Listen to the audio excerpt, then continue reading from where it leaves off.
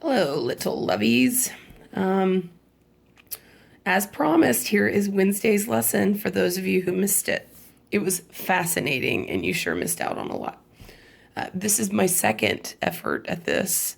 My first one a second ago went grossly wrong, and so I'm having to start over again. Please feel the love. Also, I only wish that you could see the contraption that I have going trying to video this at home. Okay, let's get started. Remember back when you were in middle school, probably, and your teacher asked you to find the area of triangle? Do you remember the formula? Come on now. Ooh, there we go. Got to get on screen. Dig deep. Area equals 1/2 base times height. Hopefully that sounds familiar to you. And so you would, I think, figure out that that is 30. Okay. Well, we are turning into these sophisticated mathematicians who can do more than just the basics. So let's try that. What if you're given an oblique triangle? Let's see. And you go, okay, well, I want to find the area of this one. Do I have to have the traditional base and height, or can I somehow utilize some of what we've learned? Let's call that H, and I don't know it. Let's see. So area equals 1/2 base times height, but let's say I don't have the height. Can I find the height if I maybe know something about one of the angles? So do you guys agree that the sine of A is equal to H over B? Do you agree? Say it louder, I can't hear you. Multiply the B up. And now we know H is equal to B times the sine of A. So I'm going to go back over here to this formula, and I'm going to put in my base, which is C, and my height, which we've just found to be B times sine A. So this is a new formula for area for us. If we are given an angle and the two other sides, so we need an angle and the two other sides, not the angle or not the side across from this angle, but the two other ones, then we can find the area. And you can use this formula, like for instance, if I was given B, could I do this same whole thing that I just did here and say that's H over A, and then like resolve for H and substitute it in? And of course the answer is yes, and this is what you would get. Okay. Am I still on screen? Yeah. Could I flip this little triangle around and then drop the perpendicular from B, angle B over to here, and then go through the same process? The answer is yes, and you would get something that looks like this. So these are three equivalent expressions. They're just versions of the same thing based on different pieces of information. So let's see how that works in some problems. I hope you can see all this, could you? Yes. Hopefully. Not easy to do this, people. I may make it look easy, but it's not. Okay, so here is this page 3 of your notes. We're going back to 6.1 for just a minute to finish up this area stuff. So page 3 of your notes. And there are the formulas that I just derived for you. And I'd like you to write down in your notes that you can use these when you have side angle side. You have to have side angle side to be able to do it. Also, do you have to know these formulas? The answer is yes. And you may think, oh my goodness, that's 3 formulas, but it's really not. It's one pattern that you have to know 3 different ways. So if you notice, each one of these has an A, a B, and a C, an A, a B, and a C, an A, a B, and a C. One of those letters will be the angle, but then the other 2 are there. So A, B, C, A, B, C, A, B, C. So what that turns out to be, if you put that onto a triangle, is it turns out to be side angle side. So you can use this formula when you have side angle side. Now, please notice how I had to white out a whole bunch of junk because I had it all wrong. Yep, great teaching. So we'll just pretend that didn't happen earlier. I'm gonna draw a triangle. Do you have to draw a triangle? The answer is no, you do not. I draw a triangle because I'm a triangle drawer. Can't help it. If you do draw the triangle, make sure that across from angle A is side A, across from angle B is side B, and across from C is side C. We don't really need that, but okay. So do you see here that I'm given side, angle, side? So that means I'm going to use formula area. I've got sides, I've got angle C. So that means I need to use the formula that has angle C in it, which is this one. And so now it's just a plug and chug problem.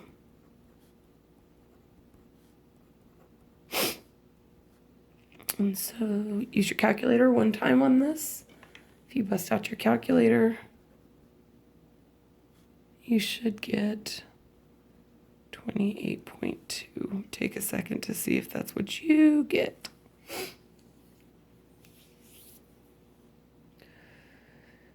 This one's usually pretty straightforward. If you want to go ahead and if you've already gotten this one and you want to go ahead and try the next one, that's where we're headed next. It's literally the exact same problem, just with different numbers. Again, you do not have to draw the triangle. That's just me.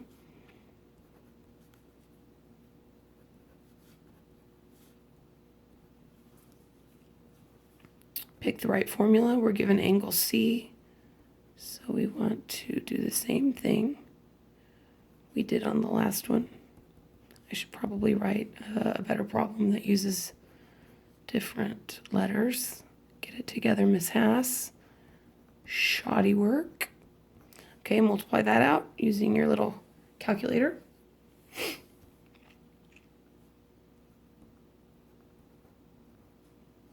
I'm going to go ahead and take a sip of tea while you get that on your calculator there. Just going to relax a little bit.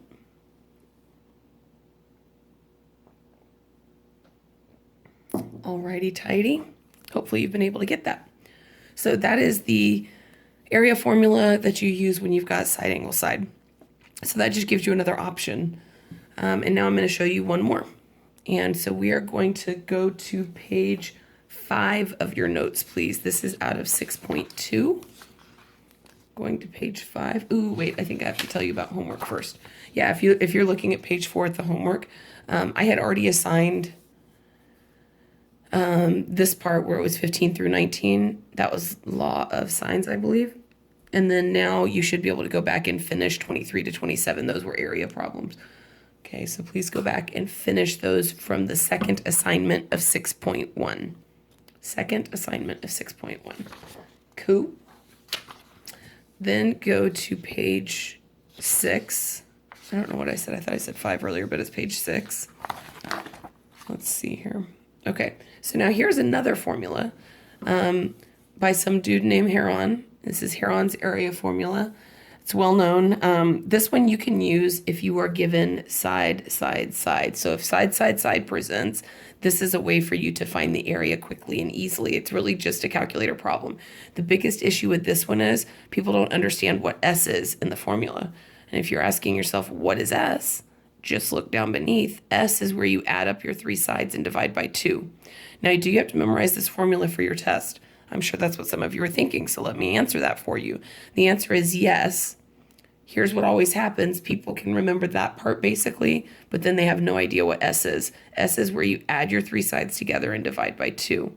So if you are given a triangle, the 3 sides of a triangle, nothing to do with the height, just the 3 sides of the triangle, how can you figure out the area? And this formula will do it for you.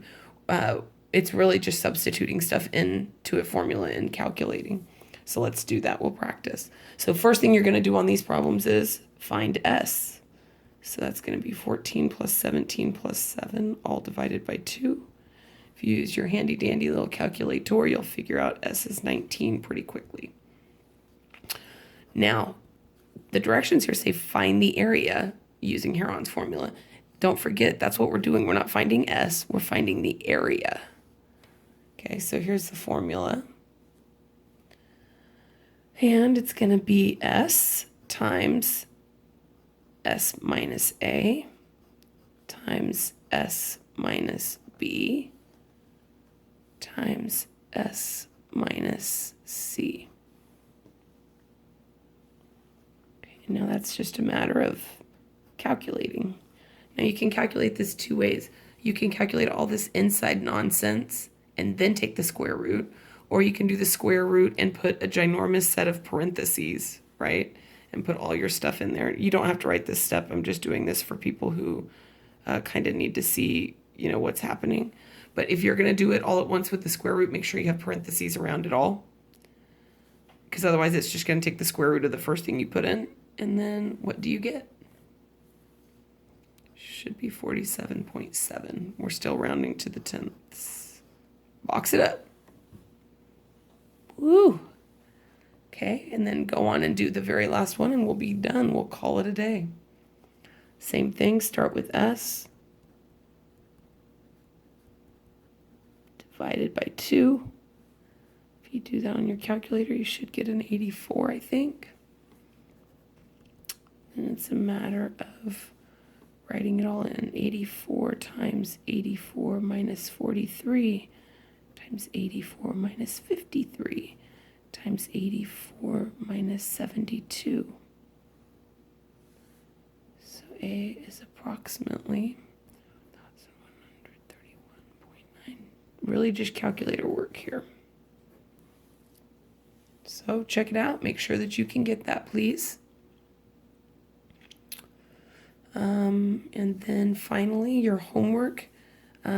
If you take a look at the second assignment on your assignment sheet for 6.2, it's this big old thing. You are not doing the word problems, so all I'm asking you to do are these 3 area problems. Shouldn't take you more than 10 minutes really to do those 3. It's more writing than it is anything, and then using your calculator.